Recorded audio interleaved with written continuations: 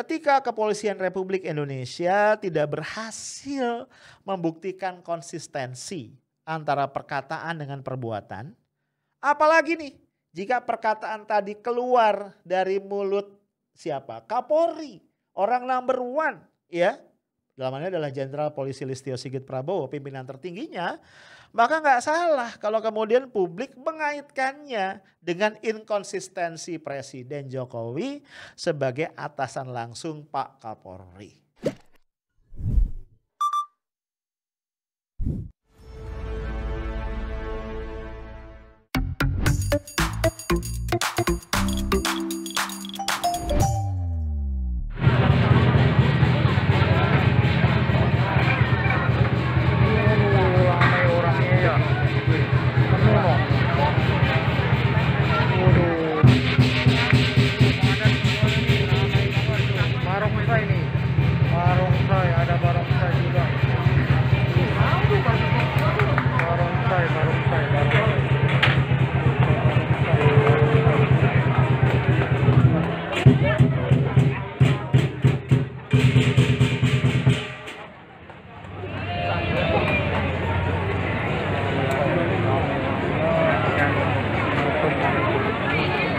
Pada semua tuh.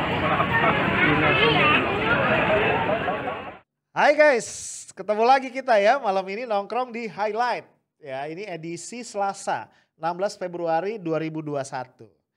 Ya, kita flashback minggu lalu ya. Alhamdulillah banget kita dapat tambahan jatah 1 hari libur ya. Nempel di weekend lagi kan. Ingat ya hari Jumat kemarin yaitu tahun baru Imlek.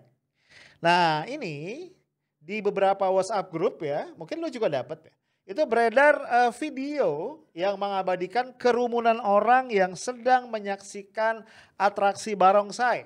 Ya, ini diduga berlangsung di pusat kuliner Pancoran di Pantai Indah Kapuk. Ya, memang kita tahu atraksi barongsai ini lekat banget ya dengan Imlek. Ya, kayaknya nggak asik gitu ya Imlek kalau nggak ada barongsai.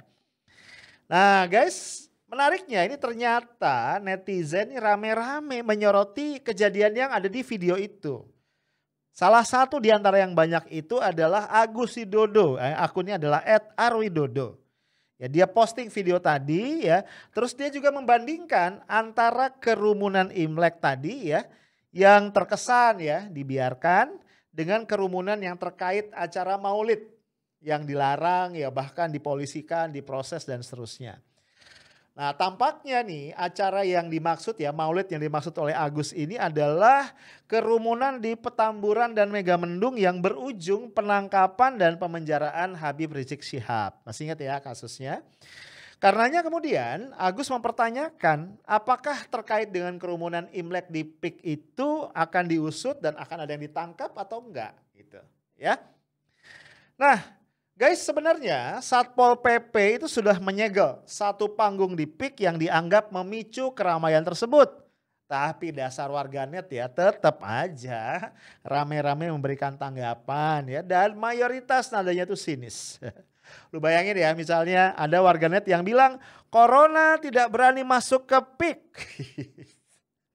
Ada pula yang lebih sinis lagi, corona itu bagi yang nggak punya duit ya, yang punya duit bebas. Melanggar tinggal bayar ya. Ada juga yang bilang gini, gak akan kena corona. Yang nyebarin corona cuma rakyat arus bawah. Arus bawah, kelas bawah kali maksudnya ya. Sama pedagang. Lagian masih sore, corona keluarnya malam doang. Gue baru tahu corona ada jadwalnya ya. Nah, itu komentar-komentar netizen ya. Jadi kalau kita cermati komentar-komentar tadi itu mencerminkan apa yang dirasakan ya, mungkin di alam bawah sadar mereka. Ya, mereka lihat fenomena antara kerumunan waktu itu ya, Petamburan, Megamendung, ada Maulid Nabi kan ya.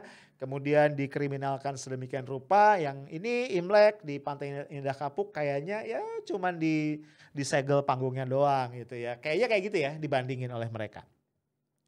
Nah guys, selain kerumunan Imlek di Pantai Indah Kapuk, netizen ya pada saat yang hampir bersamaan ya, ini 14 Februari, menyoroti juga kerumunan yang dahsyat di The Jungle ya, waterparknya The Jungle Bogor. Ini diangkat oleh akun @ekagumilars ya. Dia memposting tumpukan massa. Gua menyebutnya tumpukan ya, saking padatnya di wahana air The Jungle. Of course nggak menjaga jarak. Mana ada orang di wahana air waterboom gitu ya, terus menjaga jarak 1,5 meter. Nggak mungkin. Jadi nggak ada social distancing ataupun prokes-prokes yang lain. Karena nggak mungkin juga ya orang masuk ke wahana air tuh pakai masker. Gua nggak kebayang sih. Nah, akunnya si Eka Gumilar ini juga menyindir. Ya, dia mengatakan begini, sebelum pikiran bisa adil, mata dulu coba adil. Kemudian dia mengajukan pertanyaan retorik ya. Ini kerumunan bukan twips. Dia pajang tuh fotonya di situ ya. Nah guys, mungkin kalau kalimat sindiran tadi tuh lu ingat ya. Ini kayaknya awalnya ini ada atau terinspirasi ya dari kalimat yang pernah diucapkan oleh Pramudia Anantatur ya. Mas Pram ini kan pernah bilang yang namanya kaum intelek itu ya, gua lupa kata-kata tepatnya ya, tapi isinya kurang lebih dia bilang gini. Kaum intelek itu harus mulai adil itu dari pikiran. Apalagi dalam tindakan, kira-kira gitu. Nah sama si Eka tadi tambahin ya, sebelum pikiran mata, dia bilang gitu. Maksudnya mungkin observasinya harus adil. Nah senada dengan ini guys, ada lagi akun @notaslimboy, berarti fat.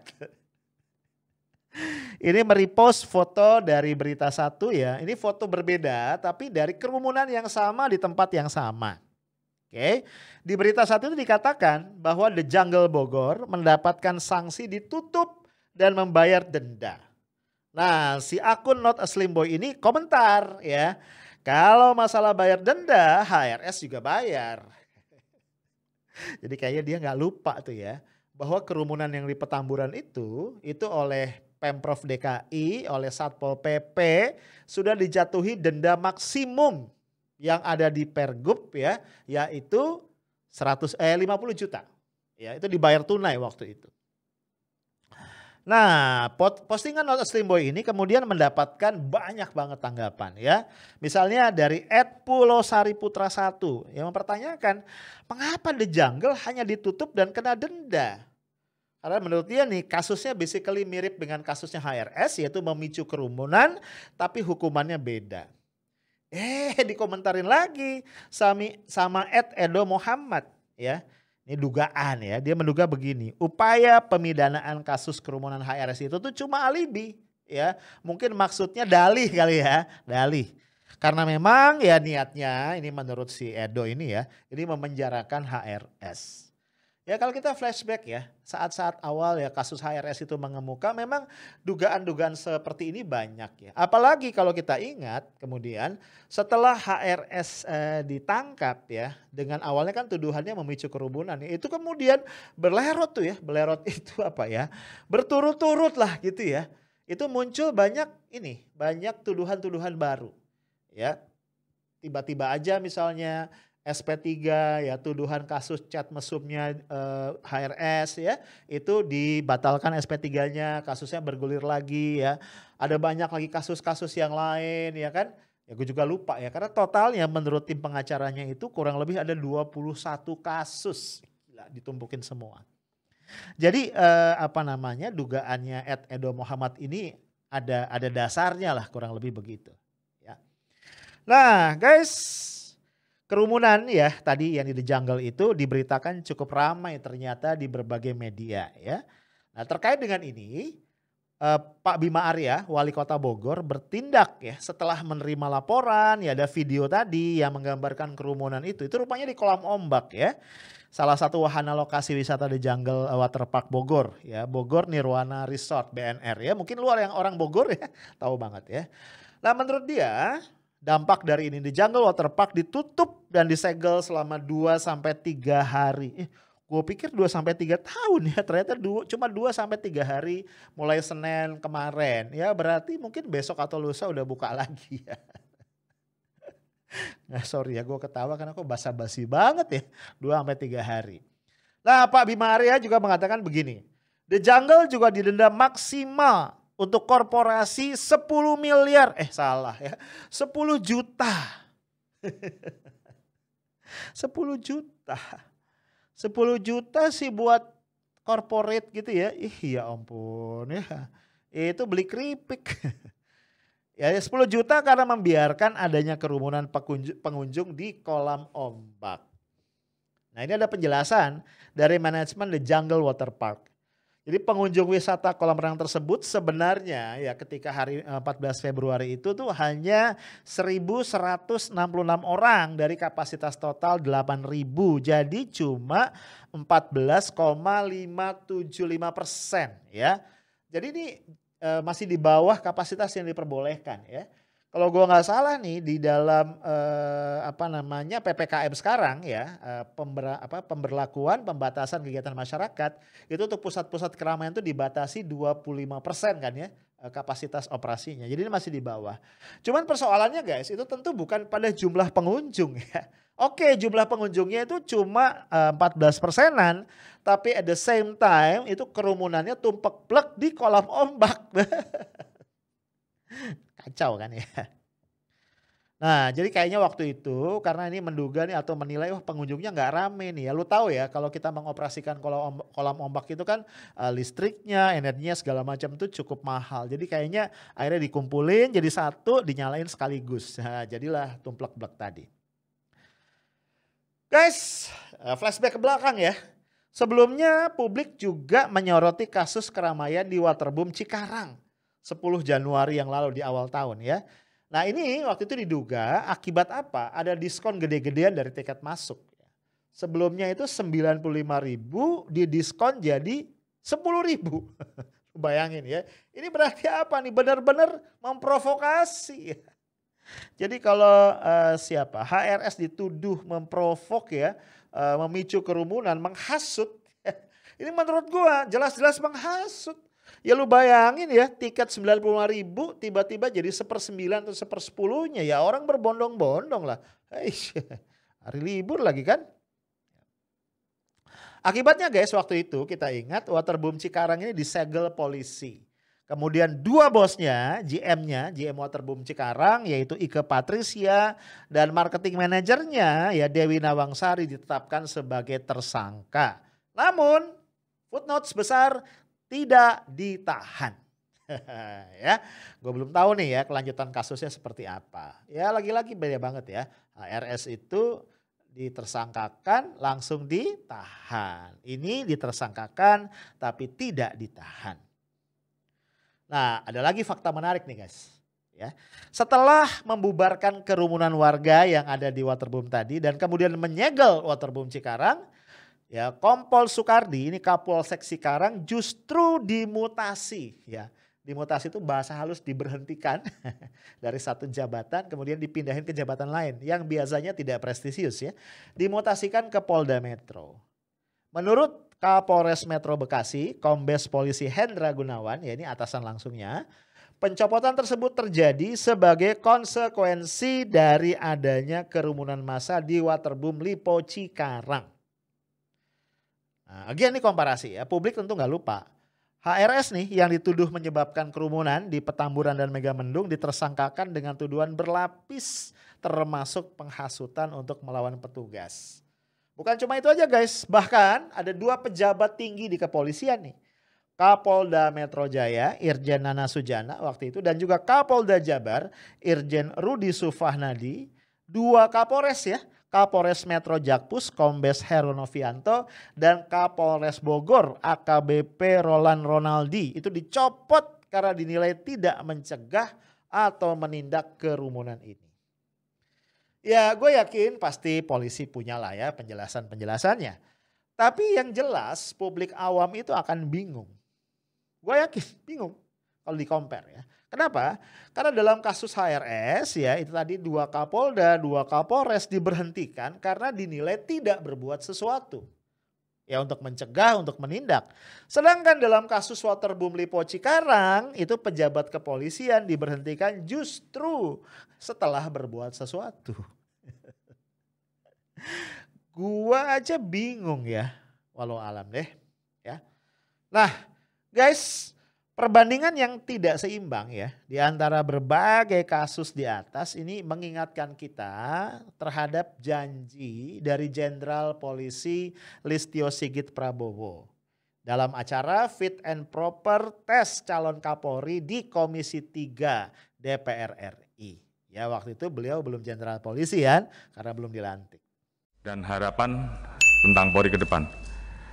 Bagaimana untuk tetap dapat mewujudkan rasa keadilan, menjadi organisasi yang transparan, dan tentunya potret-potret lain tentang kondisi saat ini yang harus diperbaiki.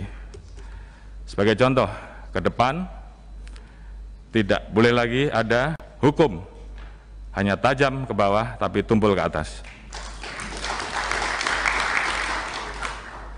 Tidak boleh lagi ada kasus nenek Minah yang mencuri kakao kemudian diproses hukum karena hanya untuk mewujudkan kepastian hukum. Tidak boleh lagi ada seorang ibu yang melaporkan anaknya kemudian ibu tersebut diproses dan sekarang sedang berlangsung prosesnya dan akan masuk ke persidangan. Hal-hal seperti ini tentunya ke depan tidak boleh lagi, ataupun tentunya kasus-kasus lain yang mengusik rasa keadilan masyarakat. Betul, penegakan hukum harus dilakukan secara tegas, namun humanis. Di saat ini, masyarakat memerlukan penegakan hukum yang memberikan rasa keadilan bagi masyarakat, bukan penegakan hukum dalam rangka untuk kepastian hukum. Nah di video tadi ya ini gue cuplik ya. Kapolri menegaskan masyarakat memerlukan penegakan hukum yang memberikan rasa keadilan bagi masyarakat. Bukan penegakan hukum dalam rangka untuk kepastian hukum. Jadi kalau gue coba pahami statement Pak Listio Sigit ini, ya beliau tuh ingin menegaskan ya. Bagi masyarakat itu ya kepastian hukum adalah satu hal. Karena seringkali kepastian hukum inilah yang dijadikan argumentasi oleh aparat ketika menegakkan hukum. Ya mencari pasal dan lain-lain. Ya. Tapi ya Pak Listio itu menegaskan dari sisi masyarakat, dari perspektif masyarakat yang penting harus dipenuhi terlebih dahulu itu justru adalah rasa keadilan. Ya dengan kata lain gak ada gunanya kepastian hukum kalau kemudian itu tidak bisa memenuhi rasa keadilan masyarakat ya. Apalagi sampai menciderai rasa keadilan masyarakat.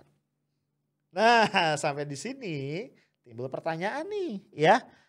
Apakah penegakan hukum dalam kasus keramaian Imlek di Pantai Indah Kapuk, ya, Waterboom The Jungle Bogor, Waterboom Cikarang gitu ya. Satu sisi nih. Dengan dibandingkan dengan kasus kerumunan yang diduga ditimbulkan atau dipicu oleh HRS sudah memenuhi rasa keadilan masyarakat.